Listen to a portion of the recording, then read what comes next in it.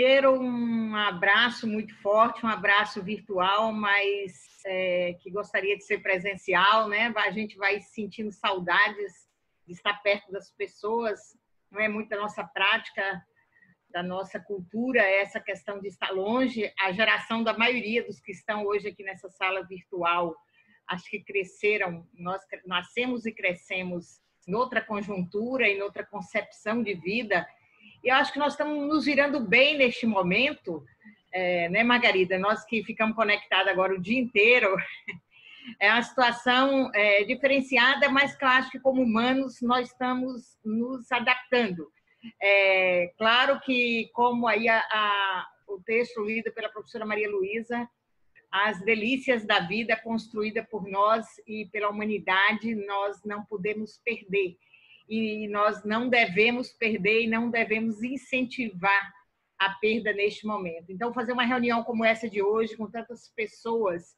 aí preocupadas e que são o tempo todo vinculadas à causa da educação, especialmente a educação de cabe todos, onde todas e todos estão, é de enorme importância para nós. Então, enquanto parlamentar, fico muito grata de estar junto aqui com o Fórum, agradecer a todas as entidades do Fórum, que diuturnamente estão assim, muito firmes participando conosco. Então, a ideia de fazer rapidamente uma análise da nossa atual conjuntura, e que eu gostaria depois também da intervenção, logo em seguida da minha, se for possível, da professora Margarida, que olha com muito carinho, com muita dedicação, além da questão da educação superior, a educação básica, eu me inspiro muito nela nas nossas conversas e a gente faz um trabalho muito próximo, como tantos outros companheiros e companheiras, deputados e deputadas, professora Maria do Rosário, o grupo que está conosco, que discute educação. Então, eu acho que a gente até em alguns momentos, a gente teve uma ideia de que estávamos no fundo do poço, mas eu acho que o poço é bem mais fundo, né? E a gente, cada dia, com cada fala, com cada atitude, a gente vê o quanto a gente está descendo neste poço. E eu não tenho, muitas vezes, ideia de onde nós vamos chegar nesta descida, né? A gente sabe que a relação do Congresso com o Planalto, as diferenças ficaram mais fortes agora, mais intensificadas, apesar de nós compormos a maioria, nós, deputados da esquerda, o Partido dos Trabalhadores, ao qual eu pertenço, a professora Margarida e os demais que participam diretamente do nosso núcleo de educação no partido, a gente é a minoria, mas a gente, durante o tempo das normalidades da Câmara dos Deputados, a gente percebia as nossas relações diferentes, os embates com o Planalto, o governo, um presidente da República que nem partido político tem, ficou 28 anos deputado e agora nega a questão da organizacidade partidária, que é o fundamental até para a candidatura. Então, nesse momento, ele não tem um partido, ele não tem uma vinculação que poderia ter uma orientação, né, mais ideológica. A questão ideológica dele é aquilo que ele pensa, é o grupo que ele atraiu, e são as forças altamente conservadoras de nossa sociedade. E aí ele afronta, né, uma instituição que é um pilar da democracia, que é o Congresso Nacional, e o que nos amedronta, e amedronta a sociedade que pensa, que tem liderança, que percebe os riscos. Então, ele é exatamente neste grupo, né, que ele quer fazer o confronto, é com este grupo que ele quer fazer o confronto. Ele elegeu o presidente da Câmara, ele se sente ameaçado, né, no momento que ele se sente ameaçado por alguém para o próximo mandato como presidente da República, ele elege e parte para cima de forma desesperada, como ele fez, né, com o presidente Rodrigo Maia. Nós, da esquerda, é que temos as bandeiras de sempre, da defesa da saúde, defesa do SUS, defesa da educação, defesa da renda emergencial, e agora ele diz que tudo isso é do Maia e que nós estamos apoiando, um grupo que está apoiando, e ele está negociando a todo vapor neste momento agora, para fazer base, para fazer o toma lá da cá, para entregar cargos, e atrair parlamentares, principalmente o chamado baixo clero da Câmara, que são partidos que, por qualquer cargo, se atrela ao governo e que pode levar a consequências que nós não podemos correr o risco neste momento. Então, esse momento da relação da Câmara, especialmente do Senado, com o governo, está sendo um momento que cada dia é uma surpresa, mas a gente está vendo um movimento forte aí dos deputados e dos partidos, aí ele está chamando os partidos para negociar, coisa que ele negou antes, e para fazer as negociações, né? A gente sabe que ele também ataca fortemente o STF, a gente tem preocupação na troca de ministros do STF, a gente sabe que ele vai ganhar muita força. Neste momento, com o grupo que está no STF, ele não tem tanta força, e ele tem alguns que titubeiam, mas a maioria se posiciona pelo Estado Democrático de Direito, pela defesa às instituições, e aí ele também faz o ataque e joga esse grupo de rua dele, né, que é um grupo coordenado, e que a gente espera realmente que o STF, agora nesse momento de investigação, possa identificar, mais do que já está identificado, as lideranças que coordenam o país de uma forma muito difícil. Eu e Gilmar, que estamos aqui, Casa da Bicalil, em Cuiabá, uma capital pequena no número de população no país, a gente vê eles fazendo carreatas, eles se mobilizando de forma muito forte, porque aqui é forte o agronegócio, e é uma coisa bem coordenada, porque se iguala nas cores, nos gritos, nas palavras de ordem do país inteiro. Então, eles estão realmente muito bem coordenados, liderando, né, talvez liderados por este gabinete de ódio criado pela família dele, pelos filhos, e aterrorizando e botando terror no país, né? A bancada do Partido dos Trabalhadores veio discutindo e aprimorando até chegar neste momento da gente assumir publicamente o fora Bolsonaro, dizer que não dá mais para conviver no país com um mandatário nas condições do presidente da República. De um presidente da República que comete uma afronta à nação brasileira todos os dias, né?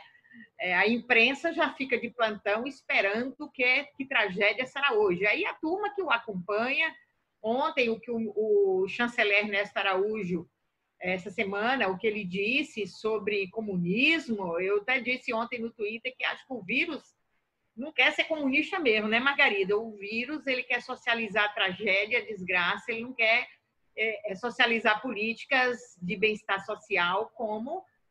na teoria comunista, mas o chanceler, né, mistura e confunde a população propositalmente, fazendo aquele discurso que afronta o mundo. E depois vem o ministro da Educação dizendo que pode abrir as escolas, que vai morrer apenas 40 mil. Então, isso é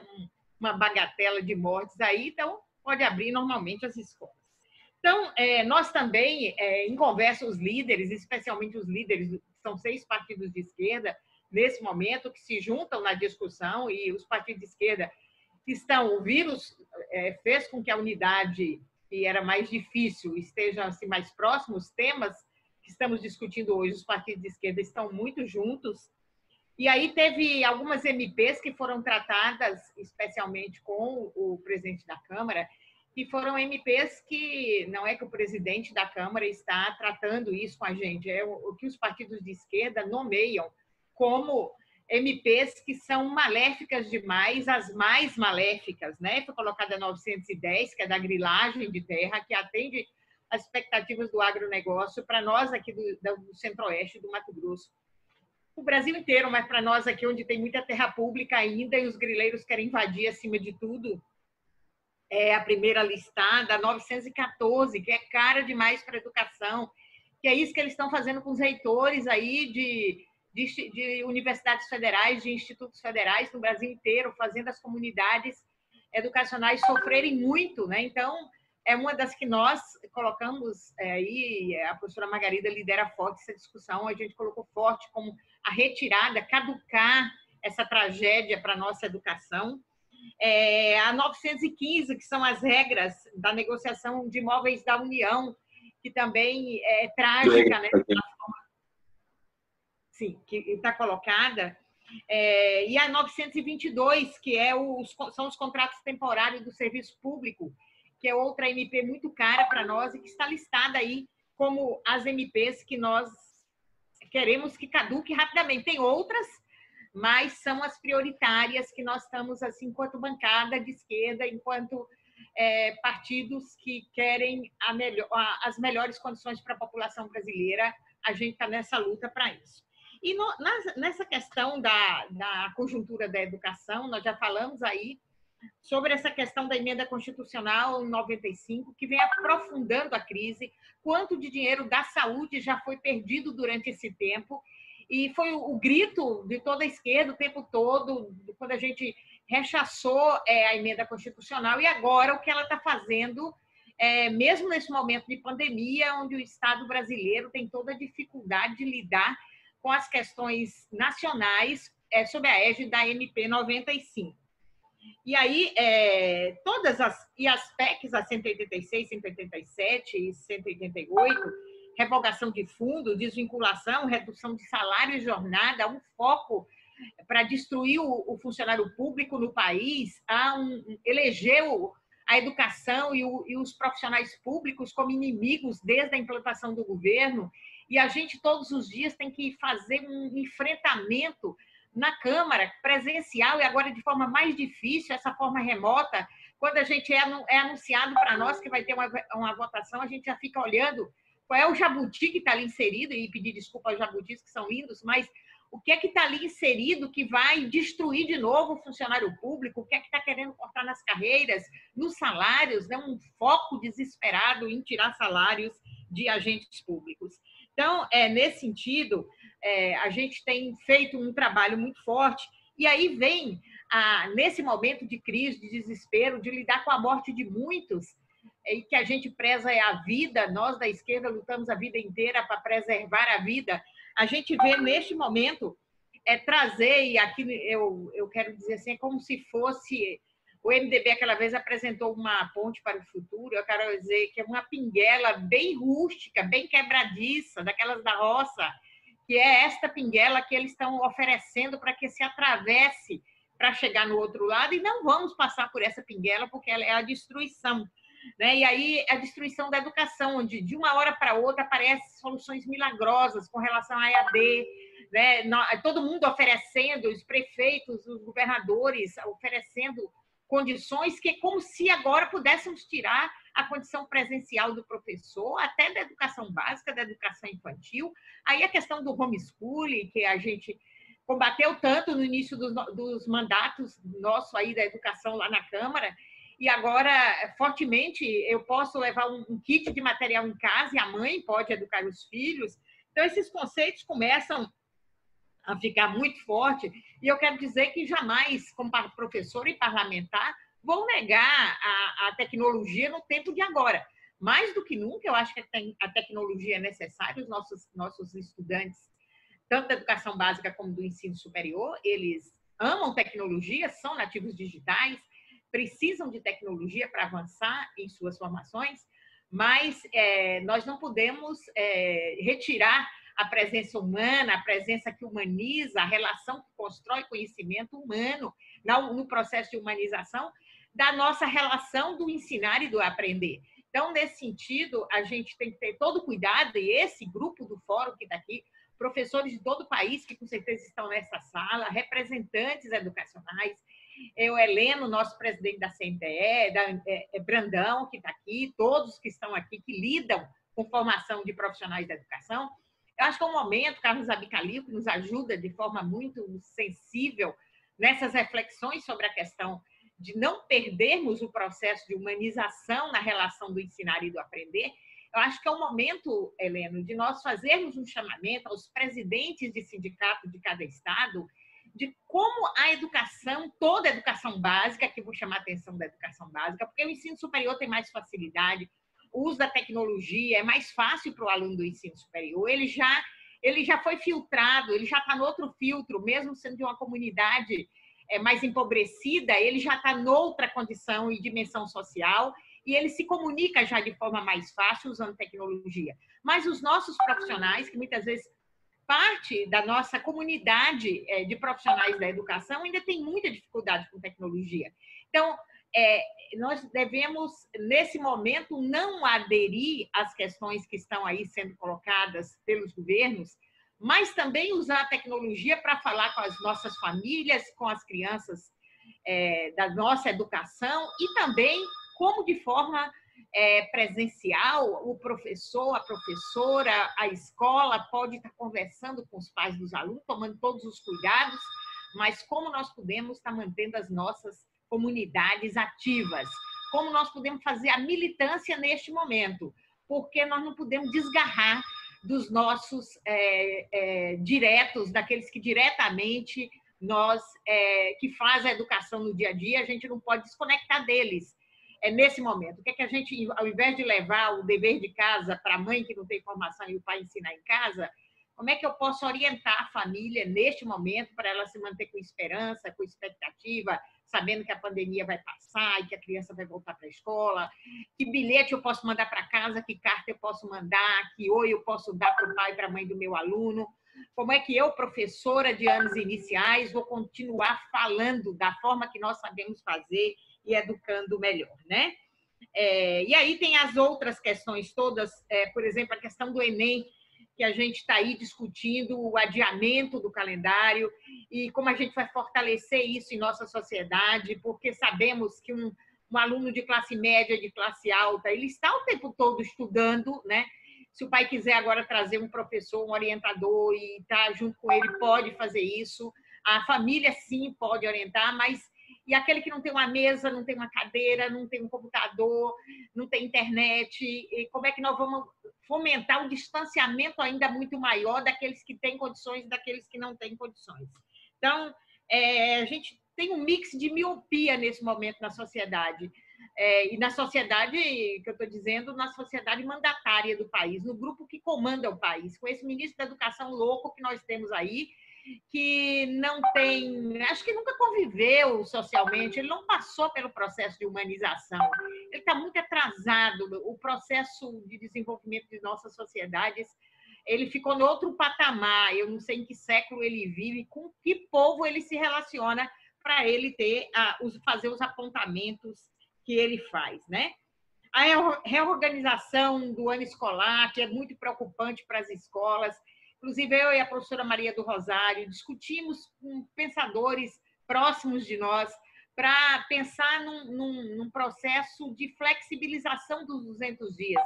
sem que isso atinja o contratado, o profissional da educação, onde eu posso trazer o professor com mais horas, eu posso avançar para que não haja o prejuízo legal no ano escolar. Mas não é utilizar, como a gente está vendo, alguns governos aqui em Mato Grosso, a gente tem o problema, não teve o contrato ainda dos profissionais, acabava a reposição de greve, já estava tudo certo, os profissionais no sistema para começar o trabalho do ano de 2020, e o governo não executou os contratos. No interior, os prefeitos cortando os contratos agora daqueles temporários, e eles estão recorrendo à renda básica, Margarida. Nós temos professores precisando dos R$600 para comprar alimentos. Para mim, é uma forma até muito triste, no dia mesmo que isso começaram a nos perguntar, o Alisson ainda me chamou a atenção, falou, deputada, mas nós vamos colocar num card informando aos professores que não estão vinculados que eles podem acessar a renda básica? Eu falei, Alisson, sou mais velha que o Alisson, apesar que ele me ajuda e me orienta muito, mas nessa hora falou a experiência. Eu falei, Alisson, está faltando comida, Alisson, as pessoas estão pedindo porque falta comida, né? E ele foi engasgado falando comigo, falou, meu Deus, então é o professor pedindo R$600 porque tem que comprar uma bolsa de alimentos. Então, é por isso que a gente tem que pensar, né, nesse momento de pandemia, nesse momento de tragédia da vida humana, o que é educação, que tem tanta entrada, nós praticamente temos em cada residência desse país um estudante. Se não é filho, é neto, é sobrinho, tem a comunicação de casa dos nossos estudantes com as famílias, né? E aí, nesse momento, que a gente sabe que o bem maior da nossa vida é o direito à vida primeiro, depois o direito à saúde, o direito à educação. O direito à educação, nesse momento, talvez nós temos que fazer uma campanha mais forte. Em tempos de pandemia, não vamos esquecer o direito à educação. O direito dos nossos alunos se manter em contato para os seus professores e professoras. Estamos vendo aí as universidades dando exemplos muito fortes no país inteiro, produzindo, criando, a ciência fazendo a diferença desse governo negacionista, mostrando a eles qual é o papel realmente da educação pública, básica e superior e tecnológica neste país. Então, nesse primeiro momento, Maria Luísa, eu quero deixar esta minha mensagem, esta minha análise e esse chamamento, que é aí muito forte com nós, eu não quero me alongar muito, não sei quantos minutos já falei aí, o Alisson. Você cuida aí. A questão do Fundeb, que nós não podemos esquecer. Eu sou da mesa, da comissão especial, tenho tratado muito com a relatora, a professora Dorinha, e com o presidente, deputado Bacelar, para que Rodrigo Maia tem sido sensível e dizendo que, se tiver acordo, ele coloca no plenário mesmo, remoto em votação. E aí nós fizemos uma discussão forte semana passada com um grupo de parlamentares, com a professora Dorinha, com a professora Fátima, que representava a CNDE, uma reunião muito bacana. E nós temos que aí agora fizemos com a campanha, fizemos com várias entidades, agora nós temos que tomar essa decisão, se vamos para cima com a campanha pública, pedindo para votar remotamente o Fundeb. Mas eu posso falar disso depois, na intervenção, aí, nas intervenções posso fazer isso, para que Maria Luísa possa passar na sequência para outras pessoas, e Margarida pode completar um pouco essa minha fala, e depois a gente passa para os que estavam aí previstos. Muito obrigada, e a gente fica aqui nessa bela reunião desta manhã de sexta-feira. Muito obrigada,